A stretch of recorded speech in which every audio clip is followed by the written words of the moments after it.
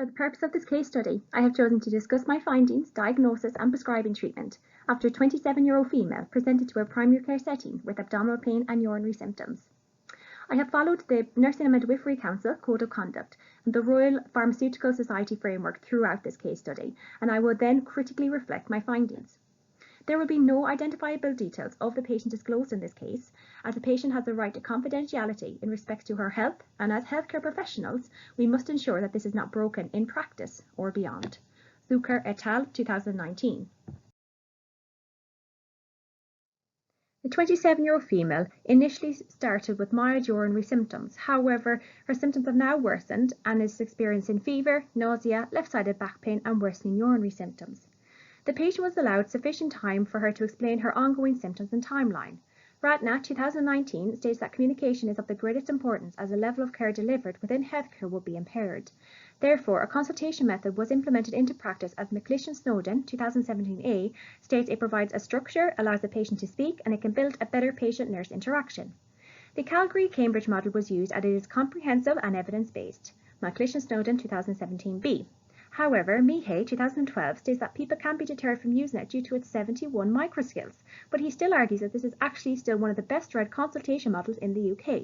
However, clinicians must be mindful that consultation models are there to support their thinking and must be flexible within their consultations to enhance a better patient-centred approach. Blythe and Buchan 2016. On examination, she was scored a News 2 and had a reported 7 out of 10 pain.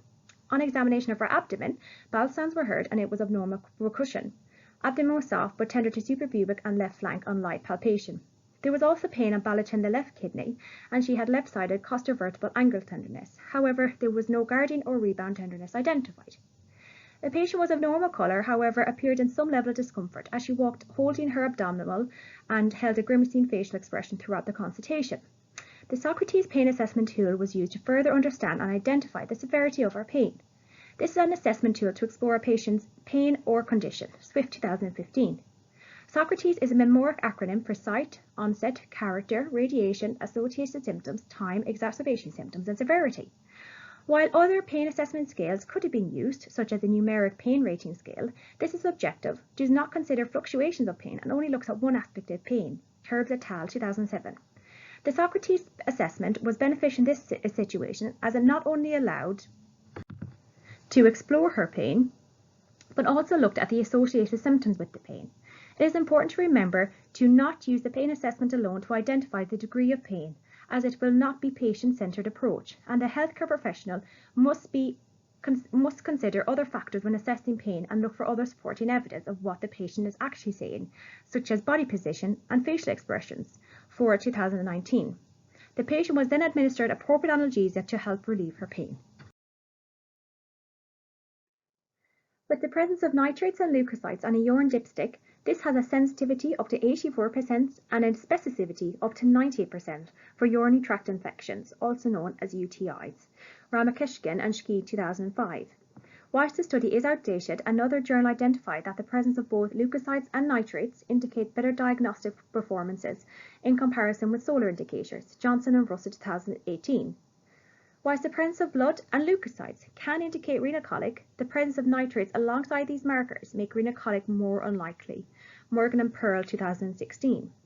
The National Institute of Health and Care Excellence, NICE 2021, highlights that patients presented with UTI symptoms with associated flank pain, nausea, fever should be treated as an acute pyelonephritis without delay until proven otherwise.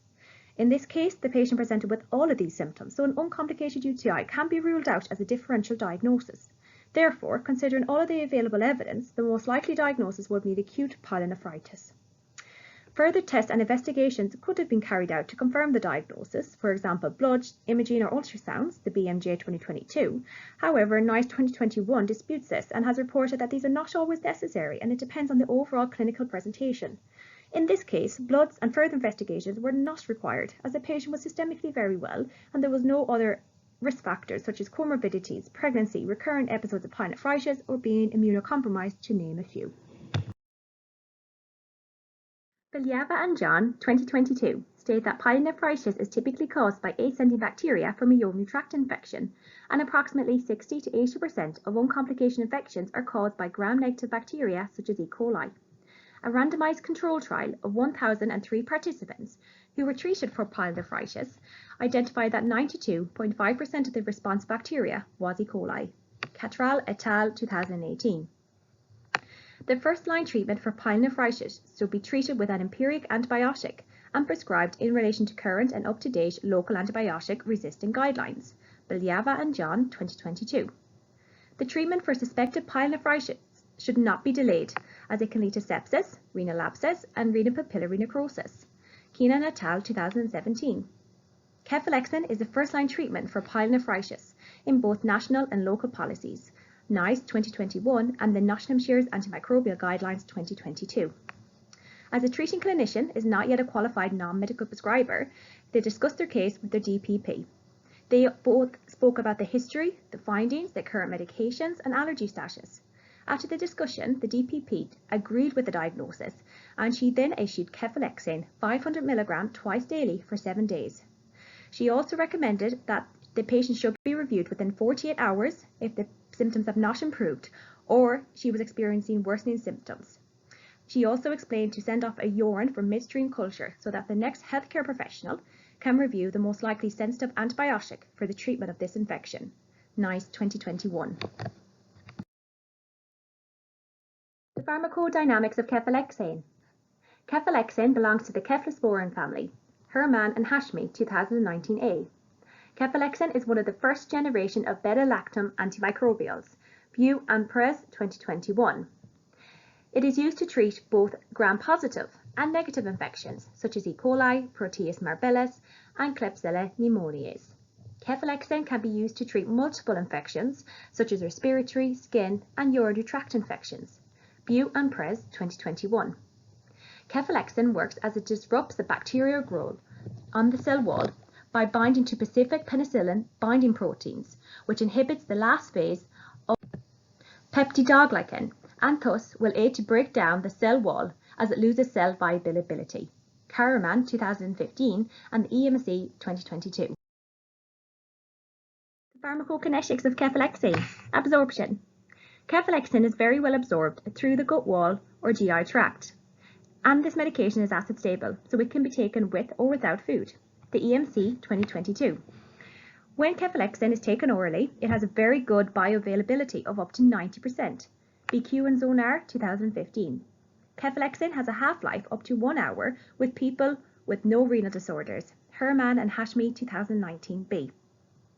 Cefalexin does not go through first-pass metabolism through the liver like many other medications, as it is so well absorbed through the gut wall. Distribution. Cefalexin is distributed around the body through bodily fluids after getting absorbed through the GI tract, and peak plasma levels are achieved after 1 hour of consumption. Therapeutic levels are then maintained for 6 to 8 hours. Herman and Hashmi 2019b. Elimination. Over 90% of this medication is excreted through the urine as it goes through glomerular filtration and tubular secretions. Bailey et al. 1970. Whilst the study is outdated, the clinical trial and information are still relevant as the properties of the medications haven't changed, and this paper is heavily cited throughout most written literature. The majority of medication interactions with cefalexin are related to nephrotoxicity, and this is due to the way the medication is excreted through the kidneys. The Joint Formulary Committee 2022. Adjustments of dose would only be done if the eGFR was below 40 mL per minute. The Joint Formulary Committee 2022. And there are no drug-to-drug liver interactions, and this is thought to be linked that cefalexin does not affect the hepatic CYP450 enzyme. Herman and Hashmi 2019b. The legal framework that governs prescribing is followed from legislation such as the Medicines Act 1968 and the Misuse of Drugs Act 1971, who control the medicine, supply, administration and the licensing. These legislations were implemented after adverse effects were reported after using an off-label medication causing phocomblia, SHA 2021. The MHRA 2014 identifies that there are 3 ways in which medicine can be sold in the UK. 1. Prescription-only medicines, 2. Supply of pharmacy medicine, and 3. General sales medicine. This legislation is relevant to this case study as the cefalexin is a prescription-only medication in line with the Joint Formulary Committee 2021. and all independent prescribers must be aware to follow national and local guidelines to ensure patient safety and avoid any harm.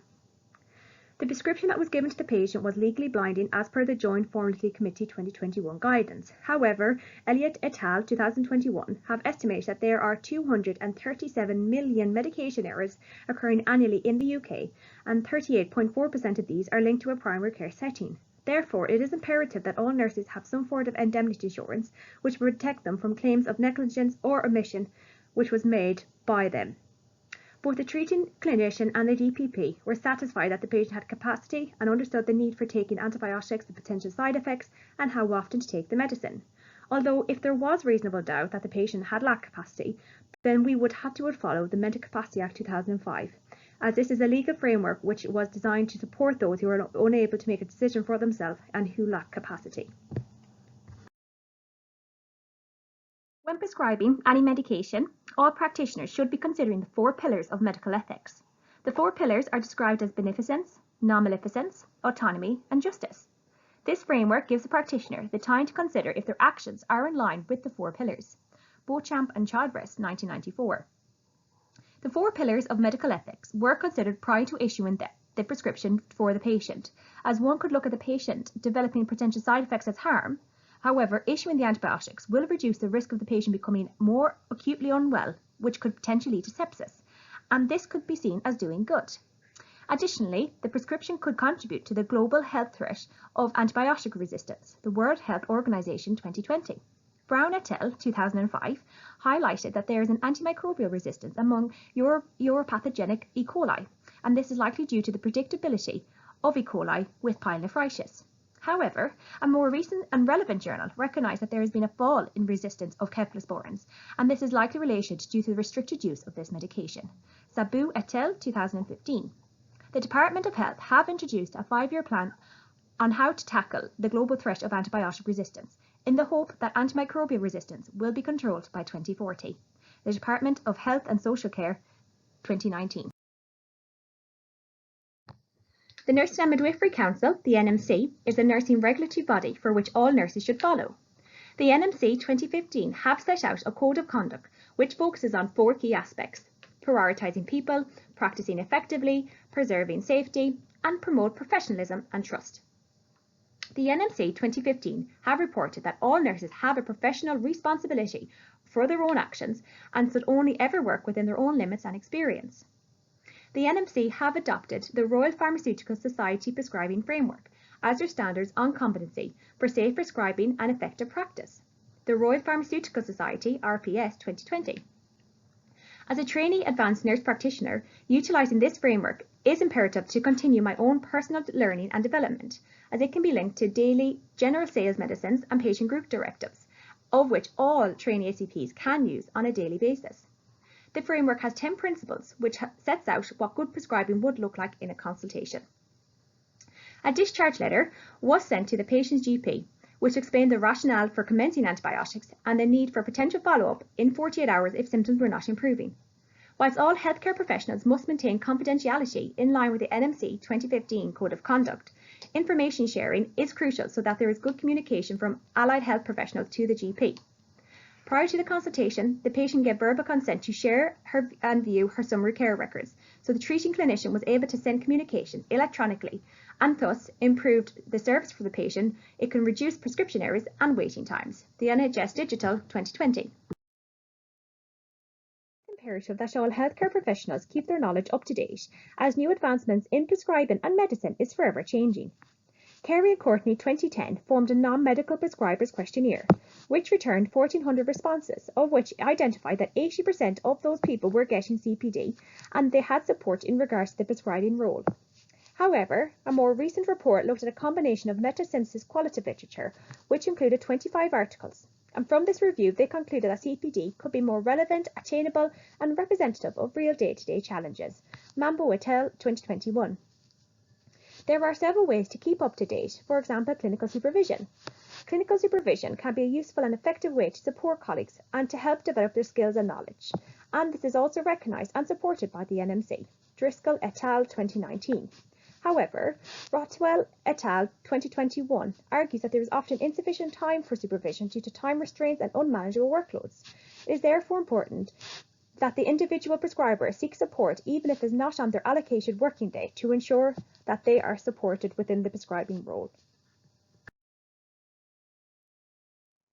This concludes the audiovisual presentation. Thank you.